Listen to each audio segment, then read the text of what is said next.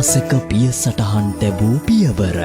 අපි මහා දස දුකක් විඳිනවා මේකේ. මේ දුක සතුටක් කරගෙන යන්නේ අපේ චූටි දරුවෝ වෙනුවෙන්. මේ දරුවෝ කුඩා දරුවෝ තමයි අපේ මුළු ජීවිතේ. අපේ තියෙන තත්ත්වයේ හැටියට මේ දීපු පෙරපාසල් ගොඩනැගිල්ල අංග සම්පූර්ණම දුන්නා කියලා මට ගුරුවරිය කිව්වා. මේකට අපිට නළලින්දක් දෙනවා කිව්වා, ෆිල්ටරයක් දෙනවා කිව්වා. අපිට මේවට අතහිත දෙන මේ සියලුම නිලධාරීන්ට යෝධ බල යෝධ වීරිය ලැබිලා මේ දේවල් තව තවත් ඉදිරියට කරගෙන යන්න වාසනාව ශක්තිය ලැබේවා කියලා මගේ හෘදයාංගම ස්තුතියම ප්‍රකාශ කරනවා. දැයි අනාගතය පෝෂණය කරමින් ජාතික මට්ටමින් ක්‍රියාත්මක වන පියවර 2002 වසරේ හේමා සහ ළමා සංවර්ධන අමාත්‍යාංශය එක්ව දියත් කළ අතර අද වන විට පෙරපාසල් 44ක දරුවන් 3500කගේ ජීවිත ආලෝකමත් කරයි.